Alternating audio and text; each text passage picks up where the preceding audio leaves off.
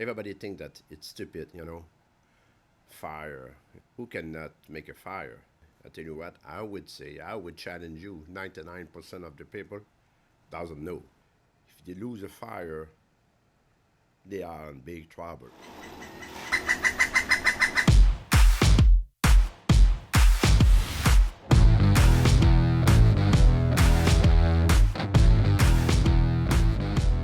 Today is my second podcast, beginning of March 2021, and I believe the best title will be Awakening. I think it's going to be a very good podcast. Why is that? Because it explains how the hell I came up with the idea to packaging pretty much anything in the round bale and burn to produce power. This started many, many years ago. Maybe, I don't know, I was 23, 24 years old. I bought a chainsaw. Well, I will maybe have another podcast about why at 23 years old I bought a chainsaw. But anyway, I have a chainsaw. Became very good at it. Make some money.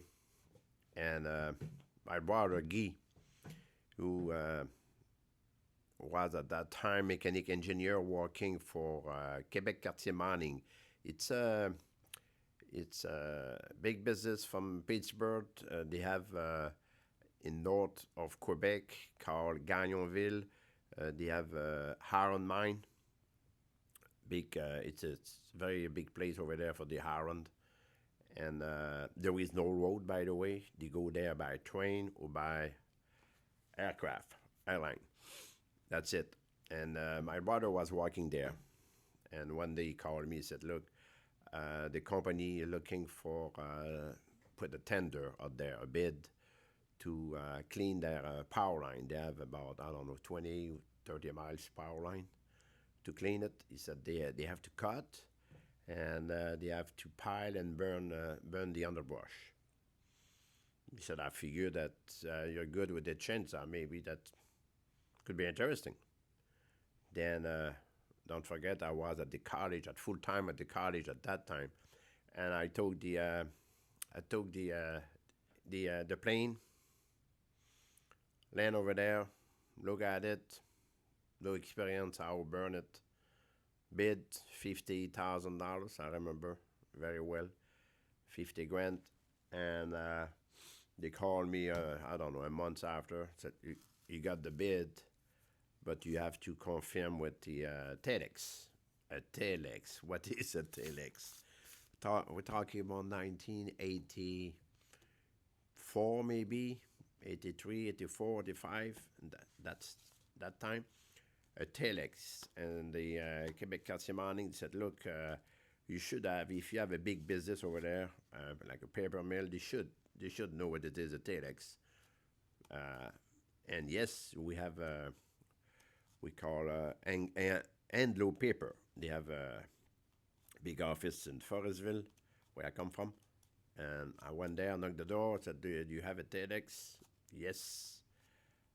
What it is, a telex? I can see the big machine in the wall, and the girls try to dial the number, blah blah blah. She sent the telex, confirmed the bid, and I got the bid. Then I have to go there and start a crew. Didn't have any crew at all, and a couple guys who has a big experience of land clearing.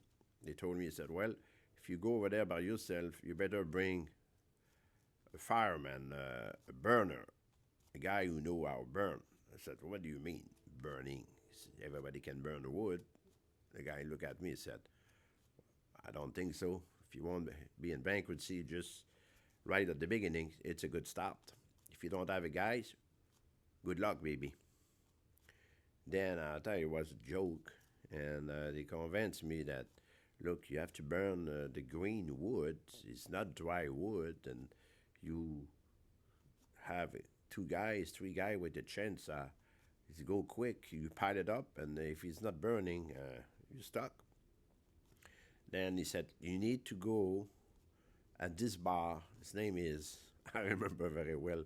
I will remember forever this guy's. His name is Yvon Perron. Uh, Alcoholic guys. I recruit him at the bar, drunk, and I asked him, I said, would you mind come working for me for a couple of months? I have a job, blah, blah, blah. He said, yeah, yeah. Then I decided to hire him. The first trip, well, I send all my stuff by train and I fly my crew. I have two alcoholic guys plus my cousin. We land at Gagnonville. My let's call the burner guys was drunk, and he took him about, I don't know, 3-4 days before get straight, and we start to do the job. I learned a lot. So wow, this guy could burn. Was raining, and by the way, just to let you know, Gagnonville, northern Quebec. For the people who doesn't know what it is a place where you have right in the middle of the summer you have 4 seasons. Sunshine, in I'm talking about in 1 hour. Sunshine, raining like a hell, cold, and snowing. And before the next hour start, sunshine again. That means you wear your big clothes, rain suit, t-shirt in 1 hour. It's amazing. And this guy was just burning the woods. We didn't wait for him. All we have to focus, cut the underbrush with the chainsaw, and this guy was just burning the wood behind us. I learned a lot until I got a little bit more serious after my college. By the way, I finished my degree as an agronom, but I never worked as an agronom. I was already in business with my chainsaw, and I got some bigger contract for the new power line, land clearing. It's not underbrush. It's you have just the center line. You have to measure, and you cut those trees. You pile it up with a dozer and burn it. I have to hire again a crew, special guys who own some bulldozer, who know how to do it, and we start from there. Well, those guys gave me some, well, tough guys. They gave me some very rules, a routine, and very tough discipline. That if I don't do that, they're gonna punch me in the face. That's it. Very simple. Say, look, if you don't do that, we'll kill you. So what do you mean? So well, we have a dozer. Your guys who cut the tree in front of us has to cut the way we want. Blah blah blah. They explain us and how they burn the big pile. And well, now we're talking about pile made by a dozer. I came pretty good at it. And tell you the truth, just before I moved here in the U.S. 1998, I was pretty much the top guys in Quebec that Hydro-Quebec was using when they have a special contract for clear a new power line. Sometime, no bid, they call me. And I remember my last contract, just to give you an idea how good we were with my team. My last contract, I have to clear 100 miles, 250 feet wide, in 4-foot snow, from -20 to -55. And I did average 1 miles every day, 24 hours. That's meaning 24 hours I clear 250 feet wide, 1 miles in the snow and burn it. Hydro-Quebec thought that I need 60 guys for 6 months. Took about 25 guys in 3 months. Done. And by the way, kind of job is not, around the village. It's the middle of nowhere. You drive for 20, 25 hours until you drop your equipment. There is nothing there. I mean, I'm talking about 20 hours behind you before find the first service, other than a couple gas station to feed between it, just for emergency. That's mean you drop your stuff, and after that, you're on your own, 100 miles. When in fact this contract was 200 miles. I have another team from the backside, from the dam where they build the dam, that we meet each other at the 100 miles. That's mean you better know what you're doing. Anyway, I became the top guys here. Before I moved, 1998, my last contract that I did was 100 miles. Just to give you an idea, 100 miles. I have to be there before Christmas time because I have to build a ice bridge. We drop all the equipment at that river. The name of the river I still remember is Rivière Ismain, 1,200 feet wide, and I have to build an ice bridge before my crew will arrive after Christmas, starting the job for 100 miles. It took me about a couple of weeks to build this ice bridge, to cross all the heavy equipment, and after that, gone for 3 months. That's pretty much what I did for many years. I guess my wife at the beginning raised a kid by herself. She's a very special woman. Anyway, like I said, 3 months, gone. 100 miles, home by Eastern. That's pretty quick. Think about it. 250 feet wide in the snow, minus 20, minus 30, minus 50. We're talking about burning green stuff here. Sometimes you meet some species like a pine. We call it a grape pine. Very hard to burn, and you have to learn how to do it quick, because you're working. You have a crew with 2 fellow buncher, cutting tree, 24/7, 24 non-stop. That means you have 1 mile every day. That means you have to pile it up and burn it, and you have to burn it pretty quick, because the next day you have 2 miles, 3 miles, 4 miles. If you drop some pile in the middle, it's impossible. I mean, the dozer cannot go back for 4 miles just for a pile. You have to have a very tough discipline and a routine. I mean, at the middle of the night, we have a crew just go over there to make sure that all the pile are still live, and if they have to be pushed a little bit, we push, and we try to keep up with those guys in the front. It's just a discipline, and we learn. See, I didn't know at that time that just by doing this, watching this, changing the technique, adapt it to keep up with those guys in the front, make me realize today that, wow, this thing is going to pay big time, big time. Because just by watching how burn everything, everybody think that it's stupid, fire. Who cannot make a fire? I tell you what, I would challenge you, 99% of the people doesn't know. I watch the movies a couple times. Movies called, in French, la guerre du feu. Guerre du feu.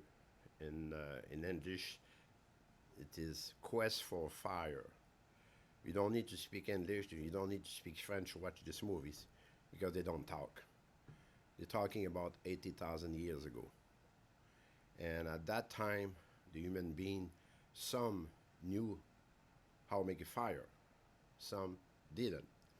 And the fire at that time was surviving, heat, cook the food. If they lose a fire, they are in big trouble. That's why in that movies you have a special crew who watch just a fire. They carry on the fire on the small a pot, like a bone pot. They put the fire, a small fire. They just have a crew just keeping the fire alive in case something bad happen. Because the only way they can find the fire is what natural fire, like lighting. And at that movies, there was some other tribu, who also is looking for fire. Then they fight each other. And at this movies, this tribu, I don't know how to pronounce tribu, Tribu in French, tribu, tribal. And they lost the fire. Again, they fight and they lost the fight, they lost the fire, and they have to select three guys. And don't forget, they don't speak, just small word. They have to select three guys to to find the fire somewhere.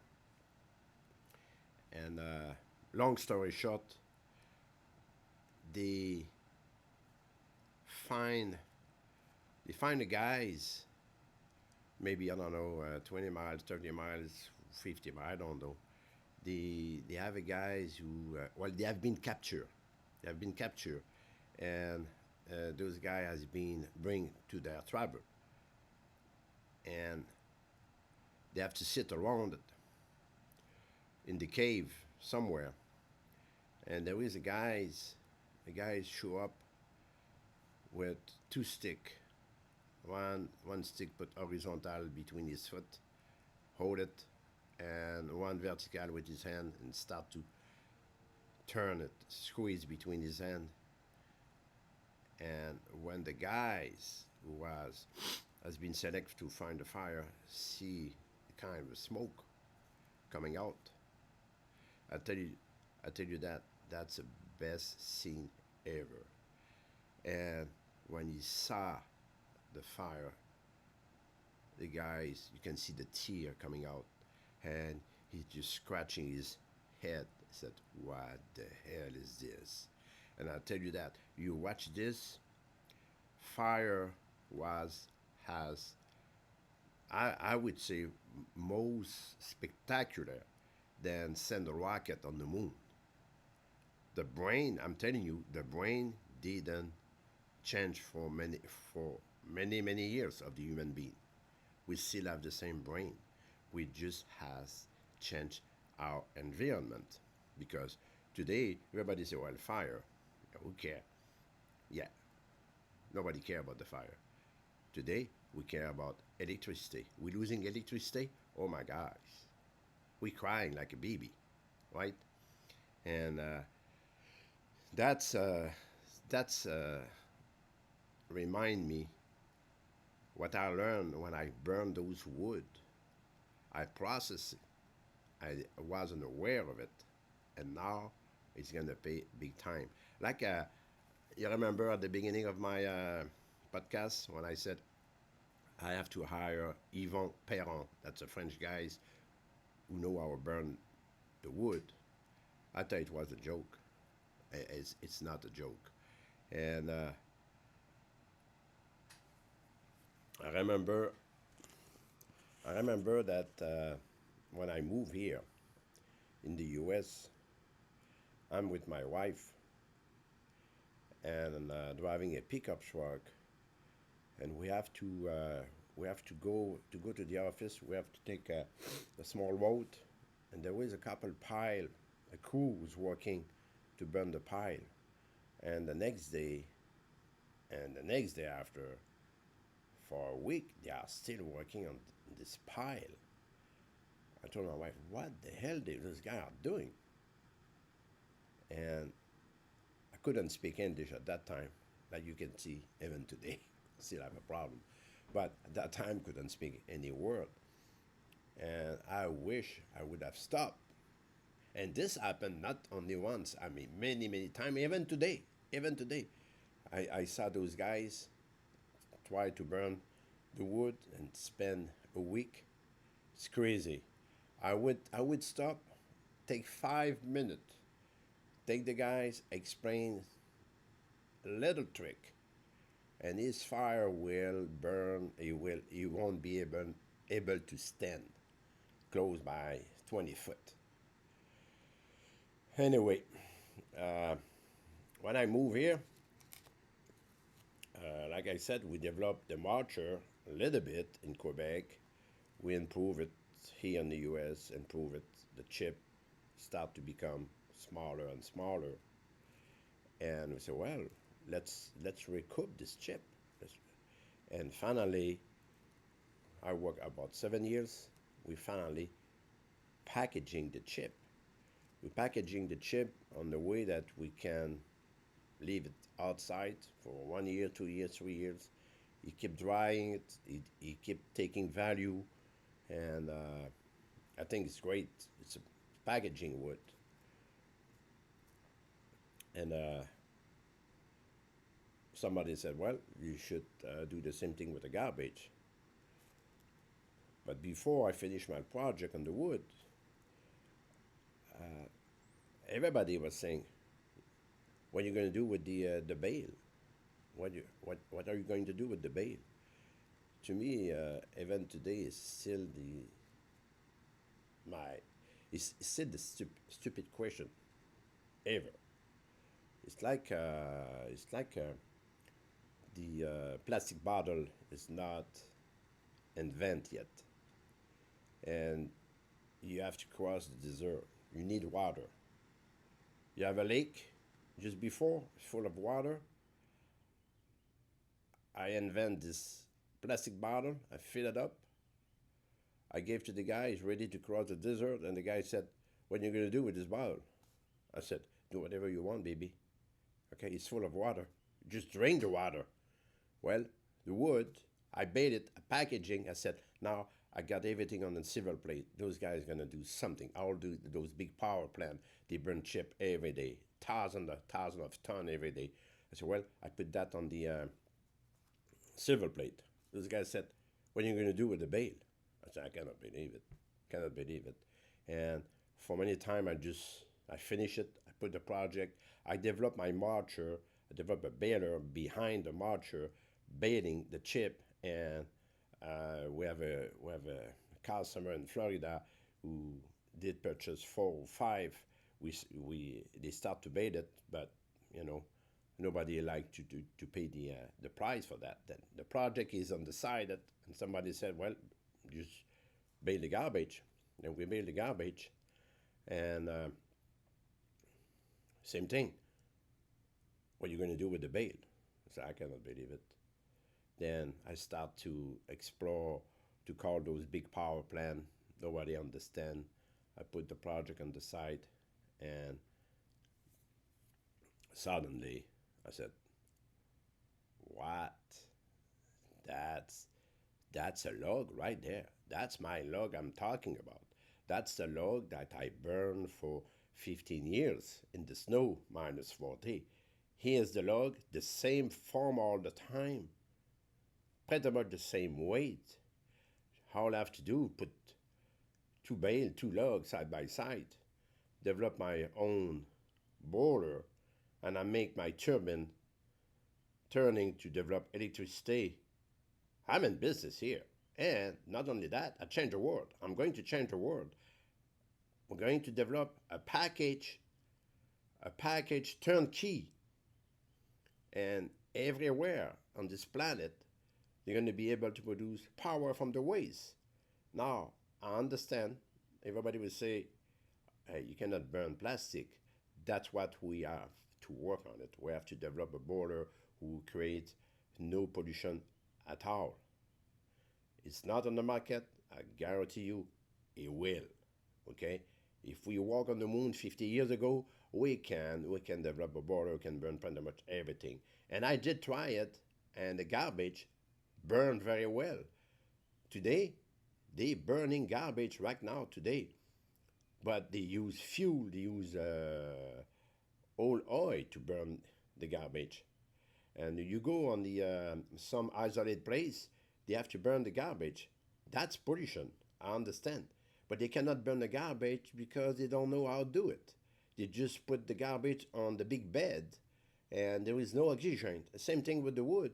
They put the chip. The chip has to be very nice, not too big, not too small, not too much moisture, and you cannot have any piece of steel, whatever. Because you know why? Go visit any border plant who burned chip. 85% of the building is about processing the chip. Auger, conveyor, bin, shaker, screener, you name it. And you cannot have a steel, you cannot have any contamination. It's crazy. 85% is just behind the border. Me, I got everything on the silver plate. Here, I got the perfect log, okay? And I did try it. It's burned. It burned. But look, I understand. You will say pollution. Well, we have to work on this. But think about this. Just back up a little bit. When, if you buy a chip or a Pepsi in the plastic bottle, recycling is good, and I believe that we need everything on this planet, every technique to move forward. But we cannot count only on one thing. Recycle is one. I think, and just think about it. If you take the bottle, you drain the bottle, you trash it in the garbage can.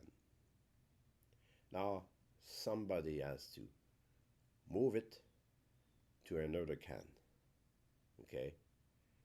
And big truck will pass every week to pick it up. You pick it up, it's burning fuel, it's burning time, energy, bringing it to another station to screen, select it, and sometimes you just, and they don't tell you, but they send it back to the landfill. But anyway, let's assume that they keep doing that what they're supposed to do. Well, they change the station maybe one time, two time, and after that, they pack it. The packaging sometime in the square bale. They send it back to another factory who screen again, clean it, and try to recycle. Think about all the fuel, all the money they spend to have it back in your hand. The loop is so big, you have no idea. Me, I believe that when you drinking and you trash it, you packaging and you produce power immediately from that moment. Okay? If you can limit the pollution, wow, you're in business. Now think about the poor country. Africa, South America, look, watch TV. Garbage is on the news every day. Every day. That's energy. Electricity today is like the fire 80,000 years ago. You bring the electricity to those poor people, they will kiss you all day long. All day long. It's there. Now, we're working on it. I believe that's explained pretty much my title called Awakening. I just wake up after 30 years. But what I did was a long process, long evolution. And the next time maybe I explain why I bought a chainsaw. This chainsaw changed my life. Thank you.